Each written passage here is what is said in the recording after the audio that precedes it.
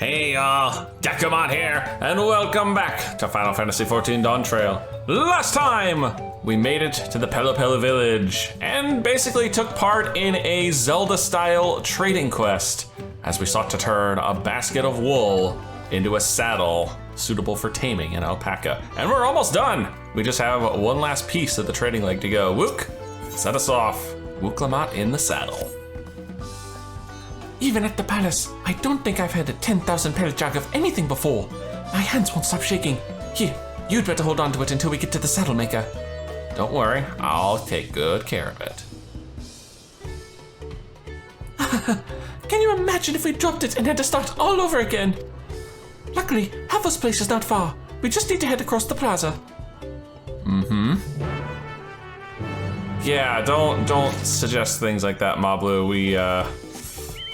We would probably go insane if we had to do this whole thing all over again.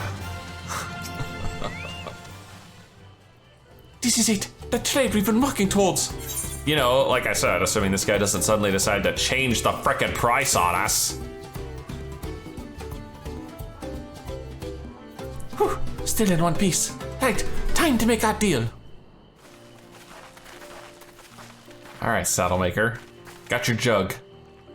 Get your tools ready, saddler. We've brought your precious mezcal. Here you are. His eyes are like, holy shit, they did it. Wait, you actually got your hands on a jug, but you had nothing. A few measly clumps of wool. What we had was an inspiring trader with a gift for negotiation. Aww.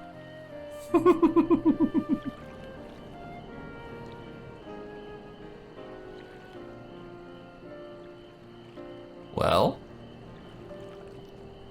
Although I'd sooner aid no claimant but Zorelja, I cannot go against the guiding principles of the Pelupelu. The trade is a fair one. I will craft your saddle, third promise. Great! Stay and wait if you like. I have all the requisite materials, so this won't take long. Just one fade out later. Supposedly. Come on, where's my saddle? There he is. Your commission is ready. Catching a wild alpaca is never a simple affair, but you'll have an easier time of it with one of my saddles. Now, if you don't mind, I have other work that needs finishing. I can taste that smooth mezcal already. Work, yeah, sure. We did it! The saddle is ours! And to think we started out with only 100 pearl basket of alpaca wool. Mablu, you are going to be an incredible merchant. Thank you. It makes me so glad to hear you say that, third promise. We got what we came for, so let's return to the ranch. The others will be waiting. Feat accomplished. Well, not quite yet. Success. You have traded a 10,000 pearl jug of premium mezcal for a taming saddle. I repeat, however, the feat has not yet been accomplished. However, we are a lot closer. And something you guys pointed out, and I definitely agree with, that this feat is much more about getting Wuk Lamat and the other claimants to, you know, bond with the people than it is about catching the alpaca. You've acquired the saddle then? Yes, and thanks in no small part to Mablu. Before you rush off to catch an alpaca though, let me teach you how to saddle one. I'll bring one out of our wild-worn friends so you can practice. Uh-oh. Poor Wuk's about to take another face full of spiot.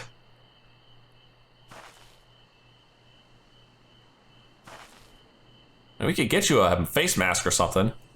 I know. This is something I need to learn.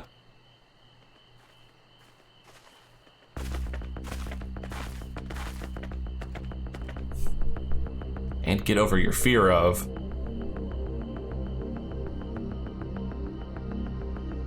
Come on.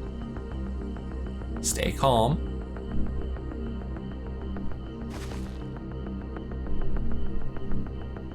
Be ready to dodge. Okay. There. Great sunken gods! I did it! Aww. Wild no more. He hardly seemed bothered, much less inclined to spit, as if he was completely accepting of Wuk Lamat's touch. That is because of the singular scent with which the saddle has been coated. Alpacas find it very soothing.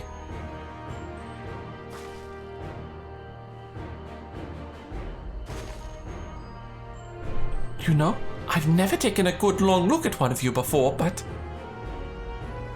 you're actually kind of cute. You're only now noticing that? Uh-oh. Soldier, he's back. And he's got a golden alpaca. Having done exactly what he set out to do. That alpaca he's brought, is it just me or is it glowing? I've heard tales of such a beast. They say the golden alpaca lives a solitary existence deep in the valley, where it shuns the company of both man and its own kind. Apparently they all make fun of him.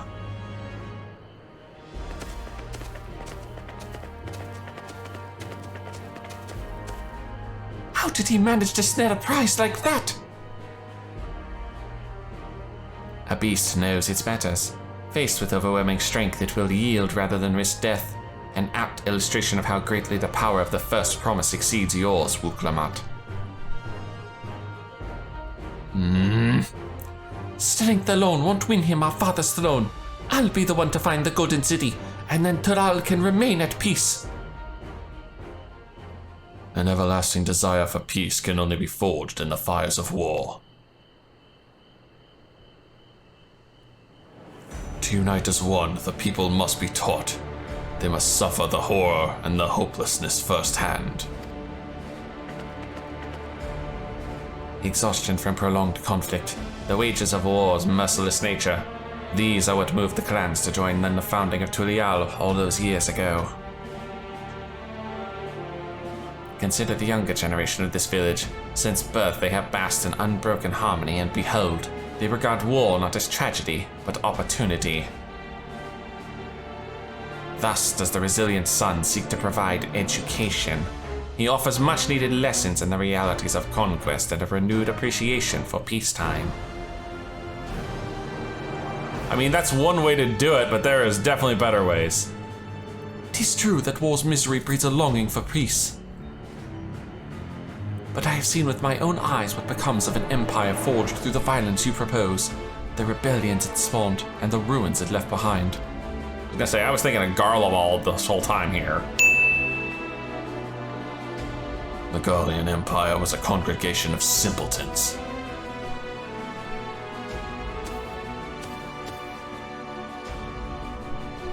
The oppressed fought back against their oppressors, as well they should.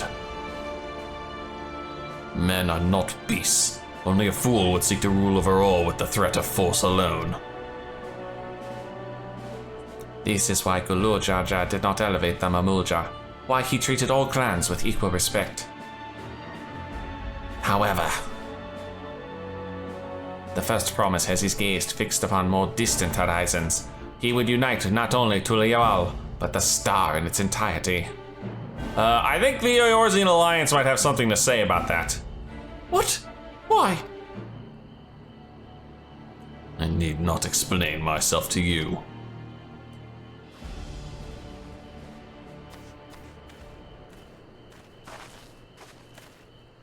Oh, well done indeed. The first promise has completed the feat of gold with an appropriately golden flourish. May I present to you your much-deserved keystone?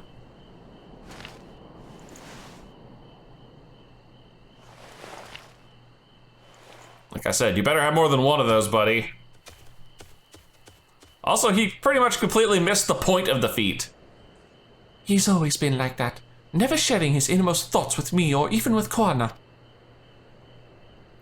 It's like we're not even family. He may not see you as family. I mean, you are technically adopted, and so's Koana. Still, man, he's kind of a dick. I'll ponder Zoralja and his mysteries later. Right now, I need to think about finishing the feat of gold. I have my saddle, I've practiced how to use it, so lead on to where the wild alpacas roam. The valley of Orunka is northwest of here. Come on, everyone. Even if we can't enter ourselves, we can see Wuk Lamat off on her hunt. Sounds good. Might even get a good chuckle out of it, but I suspect she'll do rather well considering she just had some nice practice. How far are we going is the real question. Oh, not that far. All right, so, oh, I don't have to talk to her. I have to emote to her. Cheer, where's my cheer? Cheer, cheer, cheer, cheer, cheer. There you are. Cheer on, go Wuk Lamat. Oh my God, the character has a voice. I don't think I've ever heard that before. Good luck there, Promise! Oh, and suddenly we go voiced. Thanks. I'll need it. Truth be told, still not sure about alpacas. I'd rather not go near one if I can help it. But if I'm to rule this nation, then I'll need to learn how to live with them. Tural is their home too. Mm-hmm. All right. Right. I'm off.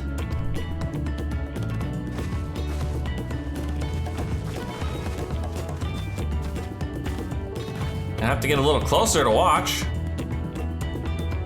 So shall we head back to the ranch, or...? No, we'll wait for her. I'm staying here. As will I. Wuk Lamat is alone in this. The least we can do is stand watch and await her return. Oh. Aaronville? What's up? It may be a while yet. Help me pitch the tent. Sheesh. No faith in Wuk. Well, she'll be back in a few minutes. 6 hours later. Shit, maybe we literally had enough time to pitch a tent and start a fire. Trust a gleaner to come prepared for anything. What's a gleaner? Someone whose job it is to travel the world and procure uncommon things for their employers. Erenville specializes in finding animals, I believe. But aren't you a Shitona from Shaktural? Why did you cross the salt? The salt? Is that what we're calling the ocean now? When I was much younger, the thought of leaving Tural never even occurred to me. But then, some years ago, my mentor tasked me with a difficult hunt. Something I could never find, she said, so long as I clung to the familiar. She suggested that I leave home, leave Tural, and join the Gleaners of Sharlian. Oh, did your mentor task you with finding the Golden City? As one of their number, I could experience the world, immerse myself in myriad cultures and customs, see the many faces of nature. And once I had learned what is truly important, I would find that which I seek. My younger self took those words to heart, and off I went to become a gleaner. And the rest, as they say, is Her history. words alone moved you to leave behind everything you'd ever known? You must have great respect for your mentor. As it happens, gleaner work was much to my liking. And I all but forgot why I had pursued it in the first place. You know, I half expected him to say I did, implying that his mentor is passed. I wonder if we'll get to see her if she's still around. Yet, events conspired to put me back on the trail I'd abandoned. Wait, are you saying you were tasked with finding the City of Gold? Called it! I was. And though my hunt is now entangled with the right of succession, I mean to see it through. Well then, I understand completely. We all have our reasons for seeking the Golden City. Which is all the more reason for us to work together. Damn, we haven't. This whole scene is just an excuse to enjoy the new lighting, isn't it? Just so. Dang, Wuk, how long does it take you to catch an alpaca? Seriously.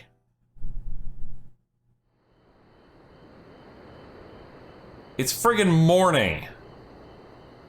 Did the alpacas kill her? She should have been back by now. What if something's happened to her? We need to tell Tobli and arrange a search party. Wait. Do you hear that?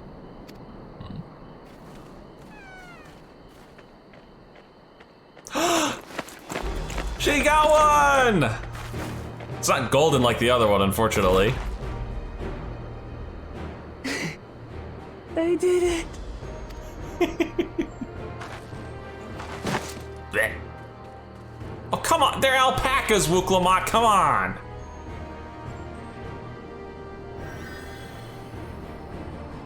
What, were you mauled by a wild Utterly alpaca? spent. And small wonder.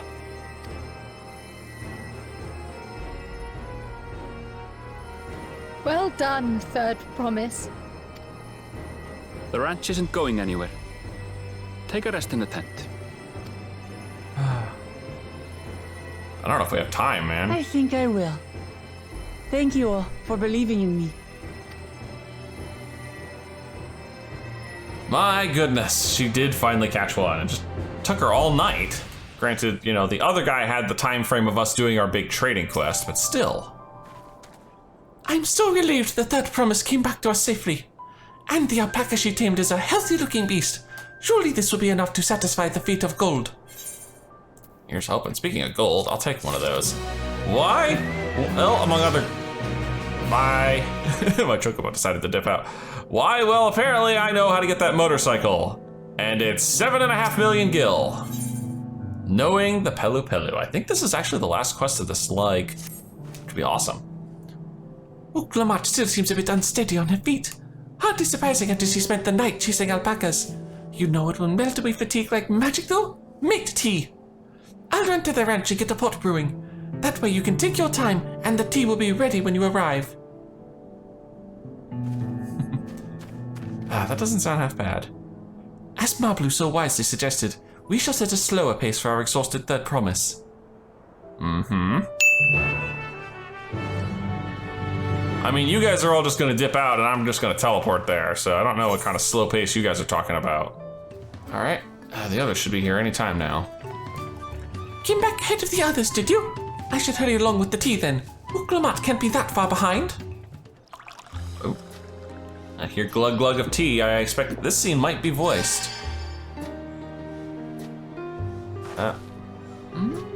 Nope, guess not. Oh, that tea really is magical. I feel better already. I see you've become more comfortable around our fuzzy friends. Watching this one taught me a lot about alpacas. What grasses and fruits they eat, what sounds they react to, their adorable little quirks. And how to avoid the firing squad. That was the most important part. I guess I've grown kind of fond of them.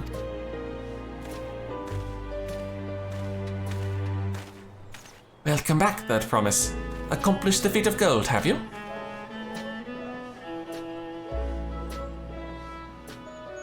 Yes, there's no mistaking a valley alpaca.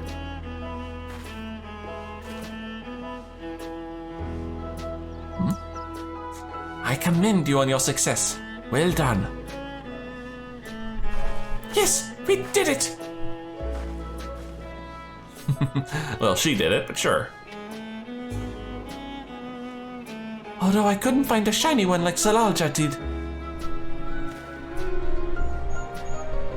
I'd be surprised if you had. Golden alpacas are born once every few decades. They are elusive, solitary creatures that are rarely seen, much less captured, thanks to their innate physical and magical gifts. Only a single other person is known to have caught one before, that being Golur Jaja himself. Oh. Papa was chasing alpacas too? So my grandfather's stories say. It was before the founding of Turiolal, in a time when the mountain giants, the Yokui, held our people in thrall.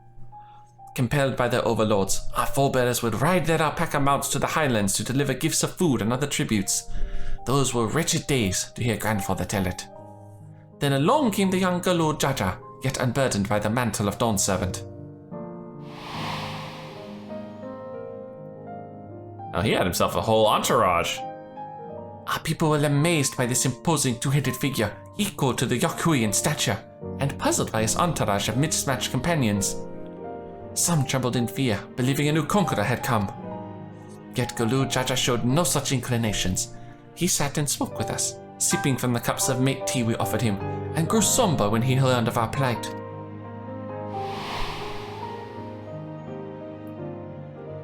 None could have anticipated what their visitor decided to do next. Galur Jaja ascended the cliffs to face the giants and freed the Pelupelu from the Yokui's subjugation.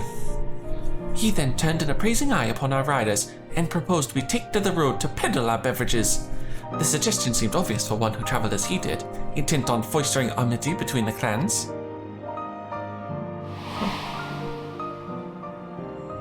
Kind of reminds me of Ardbert in a little bit. So it was that a few words from Galur Jaja transformed us into a clan of itinerant merchants. Damn, what a turnover. I've never heard the bond Papa forged with the Pelupelu spoken of in that way before. The saga is not so detailed. Then you may not know that Galur Jaja sought a sure-footed guide for his trek up into the highlands. Thus did he capture a golden alpaca. So both my brother and my father caught the rarest of creatures, while an ordinary one was the best I could manage. The feat required no more than that promise, and you brought back a perfectly wonderful beast. Mablu's right. You're a perfectly wonderful beast. If anyone's ordinary, it's me.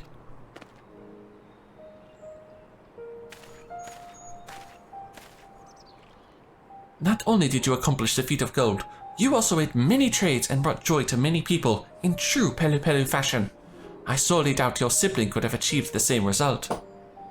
Yeah, that's what I thought. It's like this was the whole goal of the feat, not just catch the alpaca. You should be proud of the accomplishments which earned you your keystone. Thank you. 1 down, 6 to go.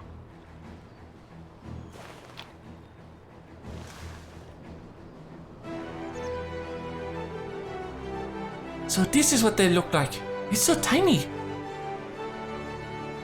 Go on, sit it in the tablet.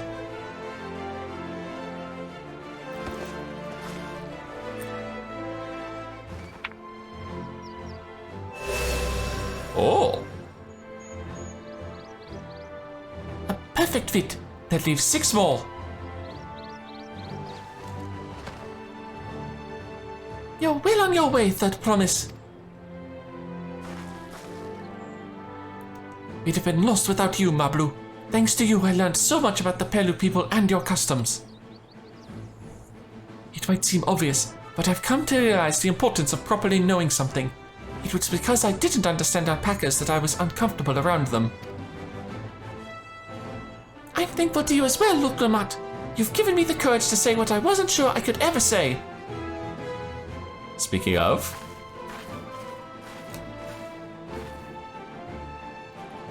Tobli, I want to leave the ranch and become a merchant.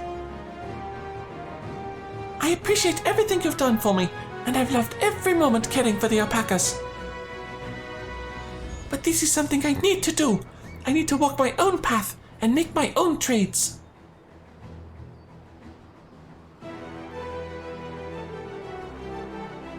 As your parent, allow me to say one thing. It's about freaking time, girl! I've always tried to give my wards lives filled with as much happiness as I could provide. Yet never once have I wanted that to be the only happiness you knew. You have my blessing to walk any path you choose, Mablu. It gladdens me to hear you found a calling you wish to pursue with such passion. You will make an exceptional peddler, I'm sure of it. Ah. Thank you, Tobli. What did I tell you, Mablu? See? You thought he'd be upset. There's one last thing I can help you with, I promise. You need to find the Golden City, right? That is the end goal. Then I suggest you talk to the Yokhuri. Yeah, I knew that was gonna come up at some point, but I think it's a little early for that. They once ruled over far more than just Urukopacha and the Pelupelu. 1,000 years ago, they were the overlords of Yogg-Taral and all its peoples. During that era, the Pelupelu were commanded to search for the City of Gold. They scoured every corner of the continent, but never found any trace of that fabled place. But if they didn't find anything, what could the Yokhuri have to tell us? Where not to search. They may not have found it, but the fact that they thought to look for it all makes me curious. Perhaps there's value in delving into how the legend originated. That's not a bad thought. We lose nothing from asking the question. Besides, if we're determined to follow the path of the saga, We'll have to run into them eventually. you'll be visiting the giants eventually anyway.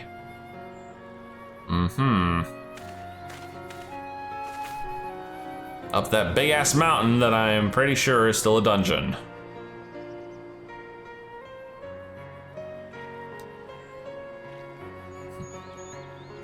Oh, Kran, I have a question I've been meaning to ask, and since we finished with the feat, where did you acquire that earring? Oh. My earring? Do you recognize it? Yes, pieces just like it first became fashionable in Yogg-Taral about 20 years ago. Since then, it's become common to wear one as a charm for safe travel. Ah. 20 years ago, right about the time my grandfather made his journey. Yet the Dawn Servant implied the earring was connected to the Golden City in some way. Surely there was more to its significance than simple fashion. If you want to know how it first came to be crafted, I could try to find out. Seeing as it's a regular seller for many merchants, I'm curious to learn about it myself. I would appreciate that very much, thank you. Jumping feet first into the peddler business, eh, Mablu?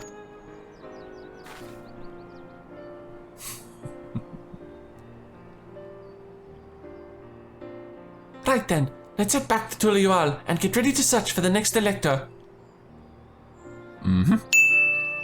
We got us some Hanu to go talk to. Farewell for now, and thanks for all your help. I will become Dawn Servant, so make sure you set aside your best mezcal for the occasion.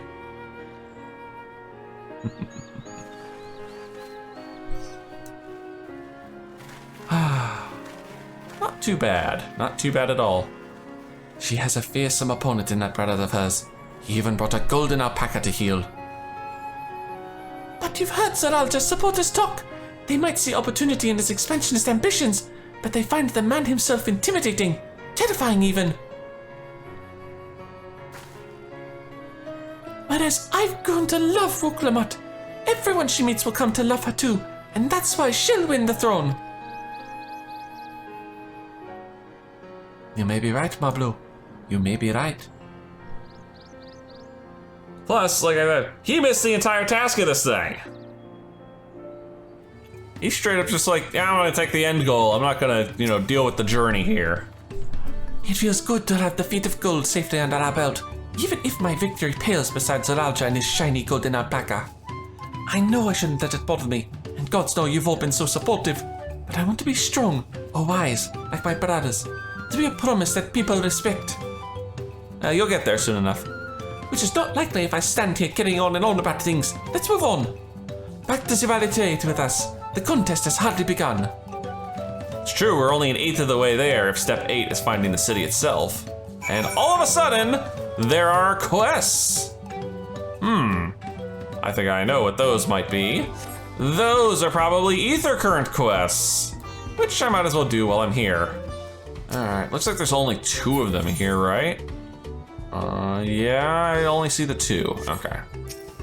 So number 1, yep, a crisis of corruption, and that's an ether current quest. Hey, I recognize you. You're Dekumon, yes? I've heard about you. Companion to the Third Promise, a most dependable individual. The name's Nopli, and I'll have you know I'm a merchant blessed by fortune, if I do say so myself. Indeed, I believe our meeting today is no chance encounter, but the hands of fate guiding us for one singular purpose, the exchange of invaluable items at an unbelievable price. If I could direct your attention over here for just a moment. Crystals? Feast your eyes on these, crates of exceedingly rare and precious corrupted crystals. Beautiful, aren't they? They were extracted from remote regions of Eorzea and shine a brilliant orange hue. Quite unlike your run-of-the-mill crystals, no? For you, I'm willing to offer them for the low, low price of 1 pel in the millions column. It's nigh highway robbery at this valuation, but anything for a friend of the third promise. Sir, you are dreaming. Those things are everywhere in Eorzea. Sorry, I clearly misheard you. It almost sounded like you said 1 million. They're not worth even a fraction of that price. Well, for such a low price, it'd be a fool to refuse. No, you're not even close, buddy. They'd be 1 pel in the tens column. What do you mean?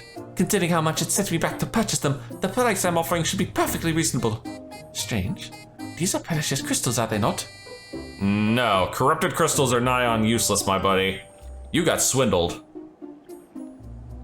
Just to be certain, these crystals are considered priceless treasures in Eorzea, right? Nope. Not even close.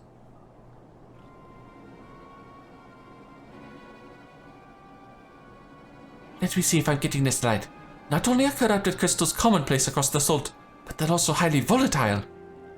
And in the past, you once used such crystals together with an elemental converter to do battle with powerful entities you called primals. Yep. Shit. What's more, you kept them in a warded container at all times to protect against their deleterious effects. All of which is to say, no practical use for such crystals has ever been discovered, meaning no one with sense would ever bother to mine them. The peddler who sold the crystals to me never mentioned a word of this. He claimed they're extremely rare in Eorzea, which is why I decided to purchase them in the first place, even at the exorbitant price he offered. Naturally, I believed him. Having never seen crystals of their like, could you blame me? But if they really have no use... Have I, nobly the lucky, been swindled? Aww. Well, at the very least, I was able to learn about the crystal's true nature before selling them to some poor soul like you. Fortune hasn't abandoned me completely yet. At any rate, I'd like to verify whether these crystals truly hold no value. Would you be willing to help me look into this, Dekumon? I need someone I can trust, and that you'd be willing to share the truth with me says a lot. No need to answer right away. Give it some thought. If you've no interest, you're free to be on your way. If you decide to assist me, however, I'll be here waiting. Well, no time like the present. Gotta get these ether cart quests done anyway. Alright, buddy, let's get this started. You're willing to help then? Wonderful. You truly are a kind-hearted soul. Now, before I go and confront the merchant who sold me these crystals, I'd like to look into potential uses for them in Tural. For instance, crystals are in high demand amongst Tural mages, who make extensive use of them in their rituals. And I just so happen to know a spellcaster amongst the distillery's guard. I'd like you to speak with them about the corrupted crystals and gauge their interest in purchasing them. In the meantime, I will see about procuring a container to ward off the crystal's harmful effects.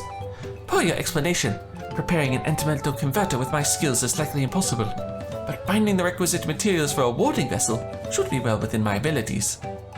The mage you're looking for is an individual of the Bunewa tribe. If you happen upon someone wielding a staff, chances are you found them. Bunewa, huh? That's the chameleon-looking Mamuljas. There you are. Well, maybe not. Yeah, you're probably the one. Intriguing. I've never heard of these corrupted crystals. As a practitioner of the arcane arts, I'll not deny they pique my curiosity. But I'm afraid I have no interest in purchasing them. If they're as volatile as you say, there is little to be done with crystals whose very nature can change on a whim. There we are. I imagine that... Wow, that was the whole thing.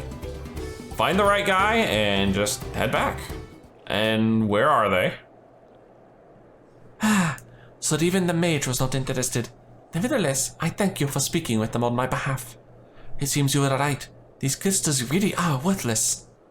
I may be unable to make back what I've lost, but there's still one thing I can do. Dekumon, I wish to stop that pernicious peddler from continuing his crooked ways. Will you help me? Probably not, but I'll nod for you anyway. Ah, what a relief! Allow me to offer you a small token of my thanks. When you have a moment to spare, please come see me again. We must stop him before he has a chance to swindle anyone else.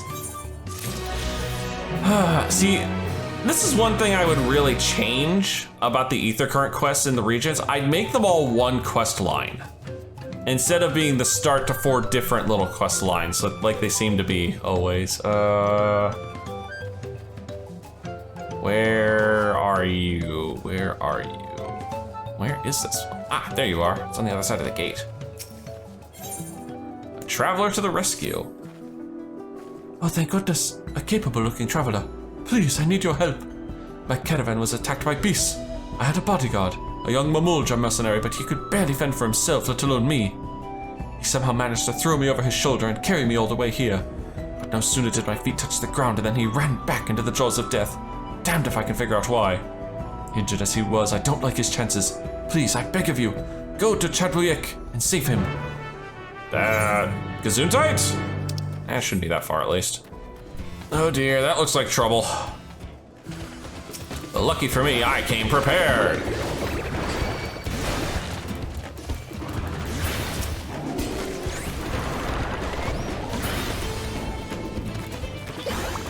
God. That stupid hammer thing does so much damage. All right, big guy, you'll be all right. Thankfully, he's still standing. I can hardly believe my eyes. You felled those bloodthirsty beasts with such ease. What was that? Some sort of paint-shaped hammer? Ah, but I'm getting ahead of myself. Thank you for saving me. As a mercenary for hire, I'm ashamed such help was even necessary. Don't worry about it. So the merchant sent you, did she? The attack on the caravan saw her wares scattered all over. I figured the least I could do was retrieve as much as I could. Thanks to your timely rescue, I can still do just that. No need for you to stay with me, friend. Go and let her know that I'm safe.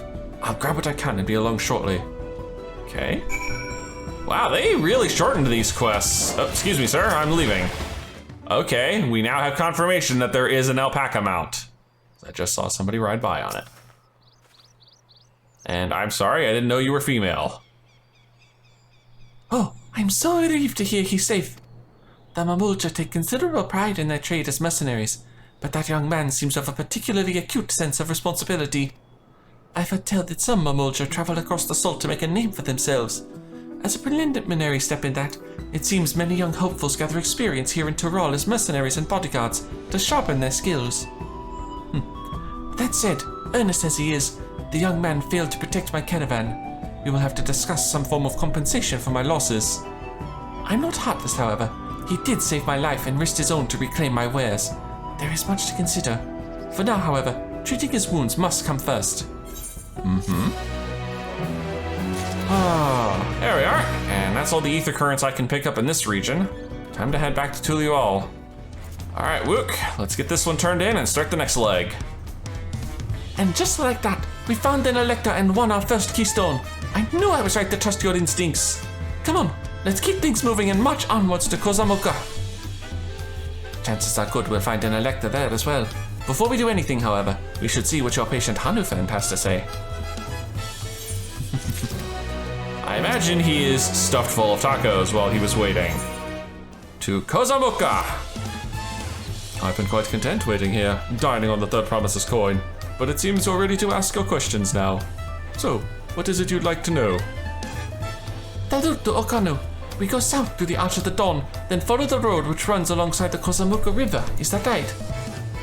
It is. Be warned, however. My brethren tell me the recent storm has rendered the path even muddier than usual. The footing is quite poor in some paths. Far worse was the destruction visited upon our homes, though. Houses were torn apart, and several people injured, if not killed. Even our beloved festival is in danger of being called off this year. If you do still plan on going, I must urge you to proceed with caution. We'll be sure to watch our footing, thank you.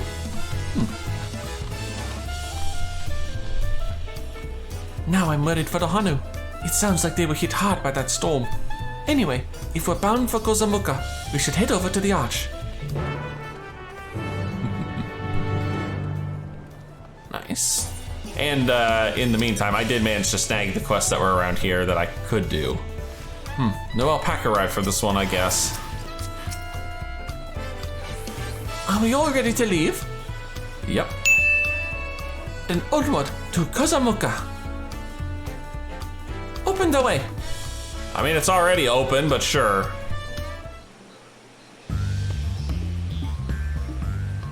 Kozama'uka, Mauka. the land of rainbow terraces. It commands the gaze of all who visit without fail. Ooh. The many-colored marvel. The multiple levels. An endless torrent of water cascades over sheer cliffs to shape the wetlands below. To its relentless flow, all life must yield. Together with Wuk Lamat, we proceeded along the marshy trail, a road upon which the Dawn Serpent and his comrades once traveled. Swamplands, my favorite. Kozama'uka. Okay, let's see if I can't remember how to pronounce this and keep it in my head.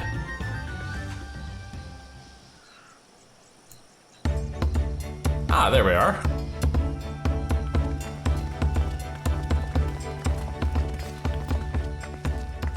Look at those falls. Even from this distance, you can feel the weight of that water.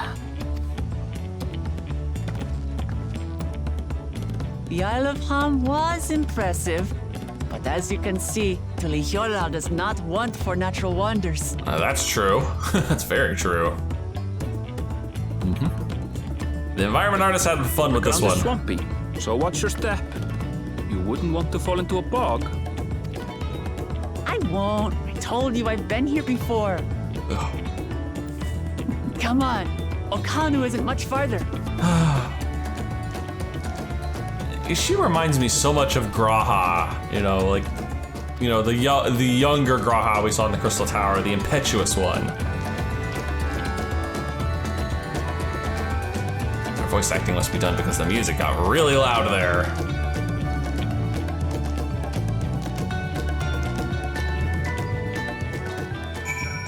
All right, Cryle, let's get our first section done here. There's no stopping the third promise, is there? A good thing she has Erenville to keep her from getting lost. For all his grumbling, he's certainly there for her. Everyone should be so lucky to have such a loyal childhood friend. Right, let's get moving. If we continue along this road, we should find ourselves in the village before long. Well, in the meantime, is there an ether current for me to pick up? 465 to the southwest. What's the region look like? Okay, oh, there's two. Interesting. There's our village. Ah, everyone has arrived, and none know us for where. Except for a certain third promise who slipped in the mud despite my explicit warning. Hey, I asked you not to say anything. Anyway, this is the Hanu village I was telling you about, Okanu. A new day, a new Ethernet destination. Ah, right. For Tulial, a Festive People.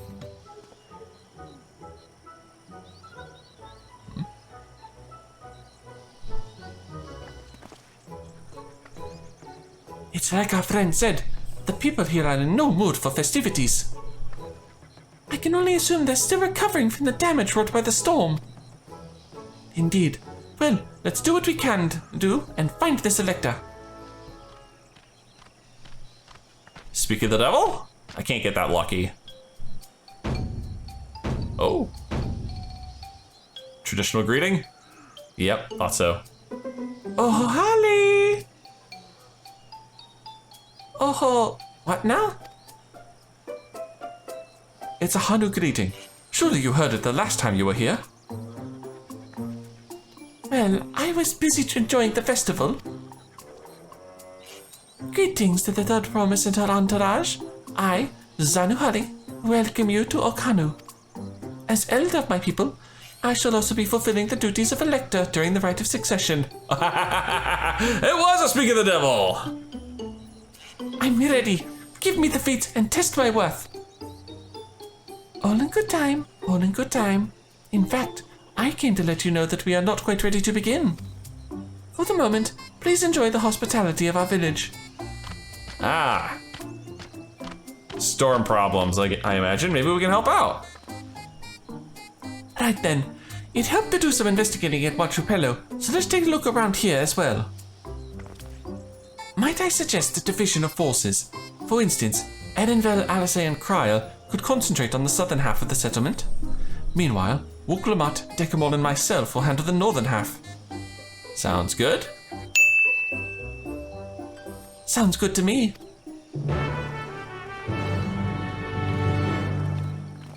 It's not a bad looking little place here. And menders, that's always important. I'll head over there and talk to them, but first things first. Why does this rope look like it's roped off? Oh, okay, that works. I was like, can I not touch this? That would have been concerning. Not to be able to have a teleporter in this region. All right, see what we got. Dispirited. Ah, you heard about the storm. I've never seen the likes of it before.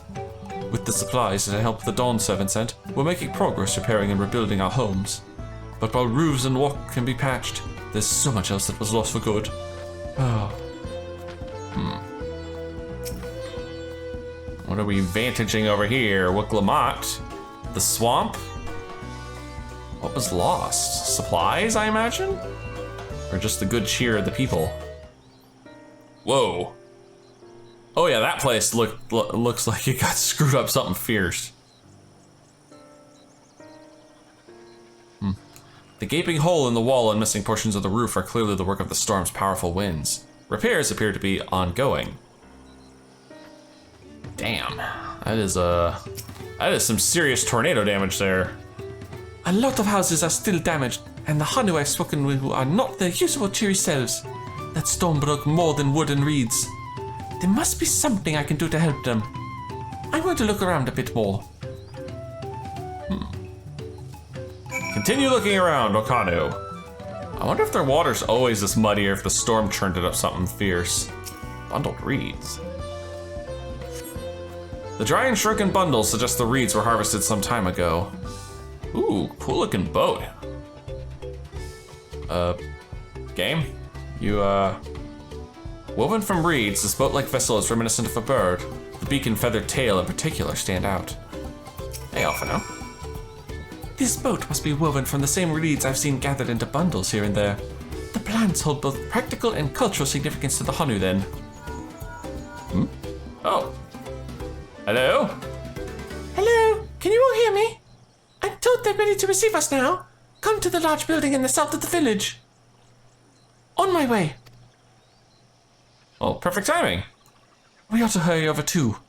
Yes, we should. Damn, I just got teleported over there. Figured I'd have to walk over. And let me guess, the other brother's here already.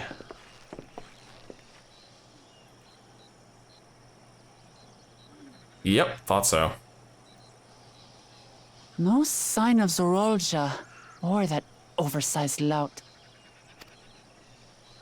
How much easier it would be if Zorolja were to fail here. But that isn't likely to happen.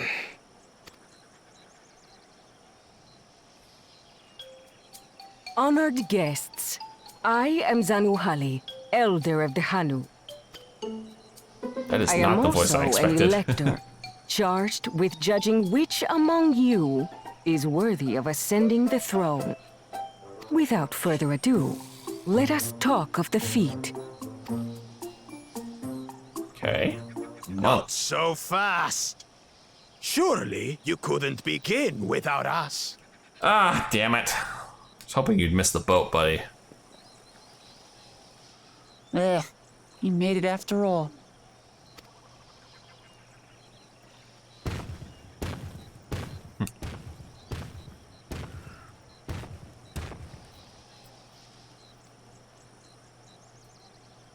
Hello, Big Ugly. No need to fuss. There is no time limit for this challenge. Now, if you would allow me to proceed. It is here, in Okanu, where my people forged a bond with the Dawn Servant during our own chapter of the Tuli Yolal saga. In homage to those events, I have prepared for you The FEAT of REEDS. Let me guess, you want a buttload of reeds to gather? Reeds seem to be of great importance to the Hanu. I wonder what this feat entails. Well, we'll find out in short order if we just keep quiet. We use reeds in every part of our lives, be it as food or weaving material.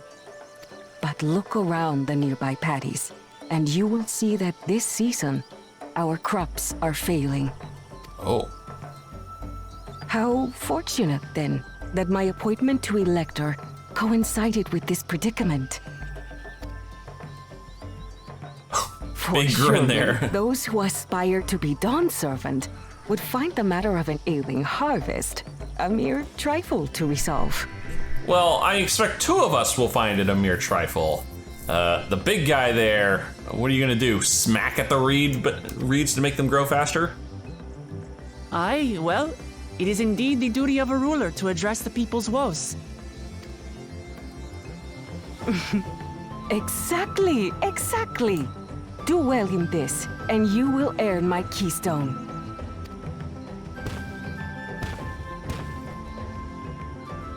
Why bother mucking about in the mud when we can take the stone by force?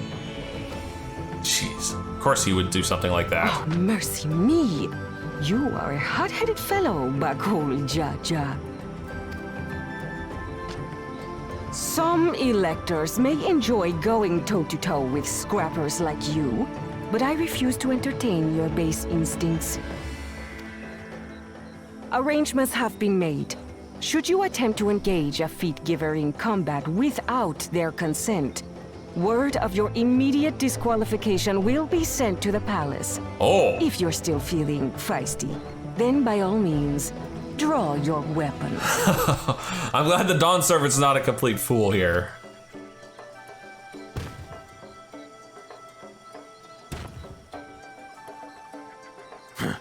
This contest is presided over by cowards. There's no sport in fighting you. Then we can return to the business of earning my keystone. The feat of reeds is begun. Claimants, I wish you the best of luck.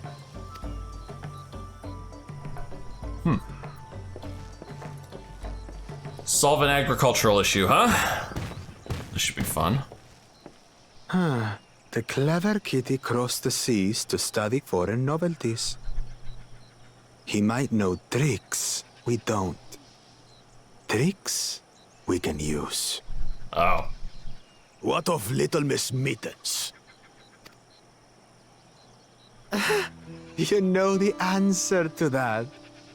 Compared to the first and second promise, she's a distant third. Not even in the running. Oh, don't underestimate her.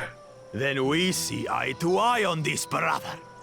Being Bakul Jaja so long with me has rubbed off on you.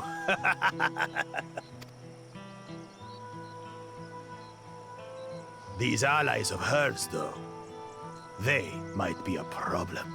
Yeah, just try it, buddy. I've taken one of your kind down before, and I'll do it again. You weren't even that tough.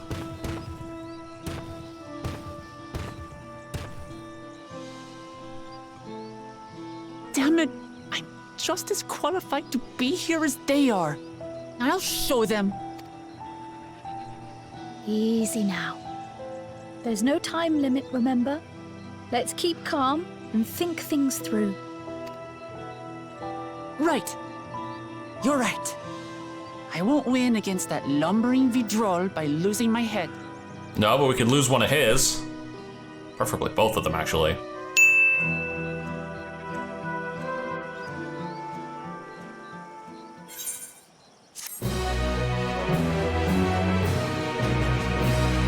Alright, so I imagine our first task is going to be to figure out why the crops are failing, and then see what we can do to fix it.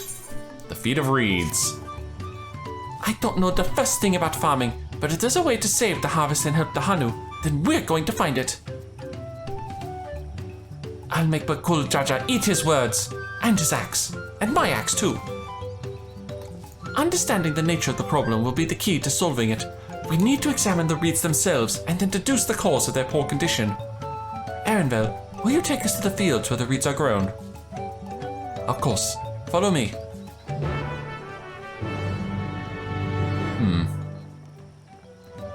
It's probably not just storm runoff, but I imagine that's at least partly to blame. And the local wildlife is just not happy with me today. You can all stand back. I'll get to the bottom of this problem in no time. Give me strength. Let's all of us scour the fields and help our bold leader identify anything unusual. Yep.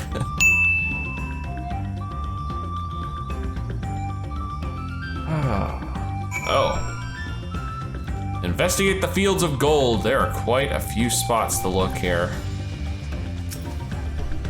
We got spot number 1. As Zanohali described, the reeds appear wilted and unhealthy. Bad nutrition, bad sun, some contaminant from upstream.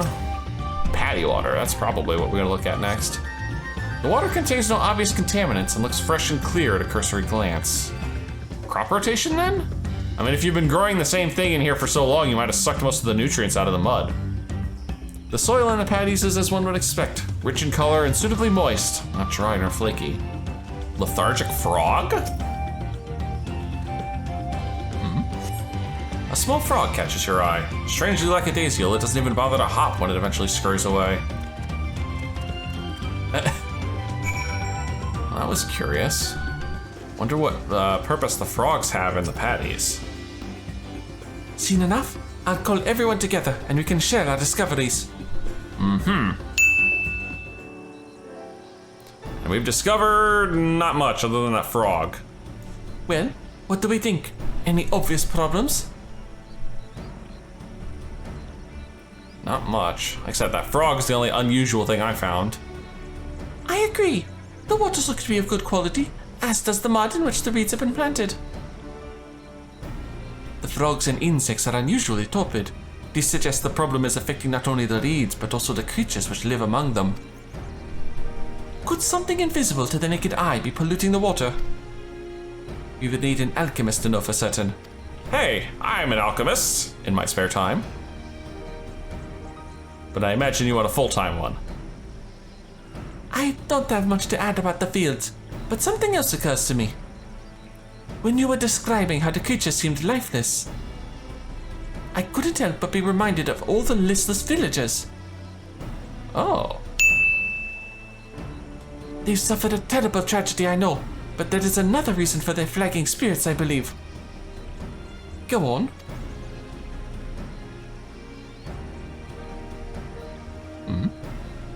The festival! This is traditionally an occasion for celebration and renewal, so without it, the Hanu are struggling even more to recover. The last time I visited, the village was the middle of the festivities. You'll never see the Hanu more joyful and alive. It's an indispensable part of their culture, and its absence will only compound their woes. So I say, we help them put on their festival, give them a reason to cheer in these sad times. Who knows, maybe fixing one problem could lead us to a solution for the other. Stranger things have happened. I don't know about that. I mean, it's a good idea, at least until we find a better one. And I got a nod out of it. Right? I fail to see the relation between festivals and fields. Let's not be too hasty in dismissing the idea. Things which seem unrelated can later prove to be connected in surprising ways. True. And being bereft of ideas as we are, any proposal is once entertaining. I suppose. Besides, this is Wuk Lamat's journey. It's only right that we follow her lead.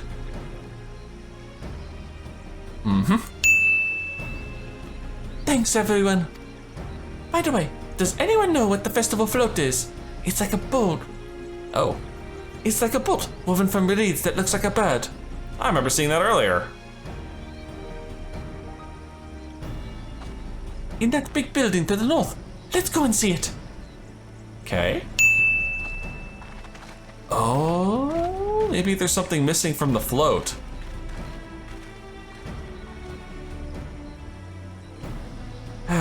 There's much less debate when I'm traveling alone. Yeah, but where's the fun in that, my friend? Where's the fun in that? Here's our big old float. Yes, this is the float I remembered. Does it not appear somewhat damaged to you? We should take a closer look. Inspect the festival float. You may move the camera. Oh, first person little ditty, yep. Oh, one of the eyes is missing.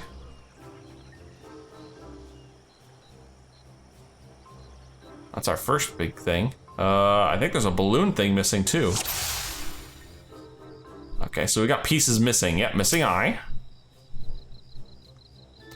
Oh dear, one of the bird's eyes seems to be missing a gemstone.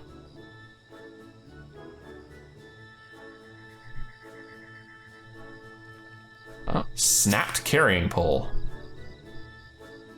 Oh, that's definitely broken. How would they lift this great big vessel with all the carrying poles intact? Or without all the carrying poles intact. Bedraggled feathers. Ooh, we need some new feathers for the tail.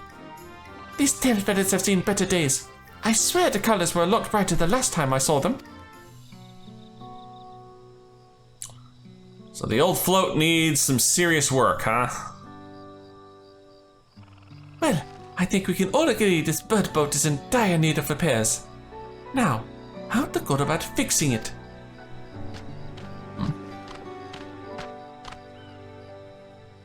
What is going on here? We were admiring your festival float. 'Tis a shame it's in such poor state. Due to the recent storm, I gather? Yes, we had to leave it exposed while we ushered our people to safety. With the float in this condition, there can be no lifting of wings. No ihihana. Ihihana! That's what the festival was called. I want to help you hold it. Have you not seen our village? Homes are ruined. We're struggling to make repairs, and you want us to hold a harvest festival? I know how it sounds, but giving it to misery never improved anyone's situation. A celebration of life and growth may help give you the strength to work through this tragedy. The role of festival leader is mine this year, and there's nothing I would like more than to lift everyone's spirits. But we don't even have enough materials to repair the float. We need a boxer for the missing eye, Uyupia for the poles, and feathers from the winds chosen to adorn the tail. Two of these I know. Oxia is a type of precious stone used in arcane equipment, and Uyupia wood is essential for crafting ceremonial instruments. These chosen feathers, however... The winds chosen is the victor of a competition in which the contestants see who can blow a feather the furthest using wind magics, and that's something of a problem right now. We Hanu are gifted at employing such airy sorceries, but expend a great deal of mana when doing so. We are soon exhausted by the effort, and having no reeds to eat will only make it harder. I think I understand. Your vibrant reeds grow quickly and vigorously, so much so that they stifle the development of nearby plants. They must be a potent source of the energies you naturally lack. They are indeed. Owing to the poor harvest this year, we've been left enervated, and if we cannot gather the correct materials as dictated by custom, we cannot repair the festival float. Oddly enough, we may have just stumbled upon our solution. Alphino? The winds chosen would, by necessity, have a natural gift for manipulating magical energies, which means any feathers taken from the victor should be high in ethereal conductivity. The float's construction also requires a stone used in arcane equipment, as well as timber favored for ceremonial tools. The demand for such specific materials must have an underlying reason. Ah, I see. The float might then function as an arcane device. I'd wager the float is actually a secret weapon for smiting the Hanu's foes. Pray continue, Alphino. Yeah. No, this thing might be what's keeping the area charged up. Precisely what I was thinking. This boat of reeds is in fact an arcane focus of some kind. So we gotta fix the boat to fix the reeds. A focus? For what? Oh, Ihihana is a harvest festival, isn't it? That must mean that the float was made to encourage healthy crops. So, if we repair the boat and hold the festival, its arcane powers might fix what's wrong with the reeds. There we are. We won't know until we try. but 'tis a sound theory. Celebration, prayer, ritual ceremonies, these have all been known to elicit miraculous effects. And some disastrous ones too, if we're not careful. Wait. The float? A tool for magic? This is the first I'm hearing of it. In the beginning, it may well not have been. After a good harvest year, there would be no reason to change it. But when the harvest was poor, new adornments were likely added, and those who performed the labor may have imbued their work with ardent hopes for a brighter future. Through years of trial and error, the Hanu would have refined their festival float into a focus for harvest prayers. Incredible! I know you're practically fainting from hunger, but reviving Ihihana really does sound like the solution to all your woes, and I promise we'll do everything in our power to help you. I'm still not convinced about this focus business, but I accept your aid nonetheless. I will introduce you to the shipwright who's been maintaining the float these last few years. He's replaced both the eyes and the poles before, so he should know where and how to procure what we need. Then allow Alice and I to acquire the feathers. We will encourage the people of Okonu to gather and vie for the title of Winds Chosen by sharing with them our own reserves of mana. I'll go with you. I carry some alchemical brews that may afford the same effect.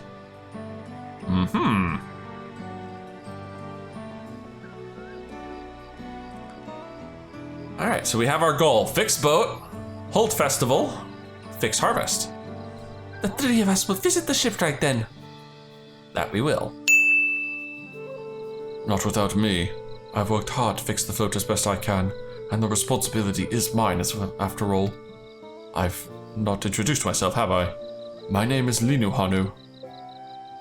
Nice to meet you, Linu Hanu. And certainly, let's all go together. Not bad, and this is probably a good spot to stop.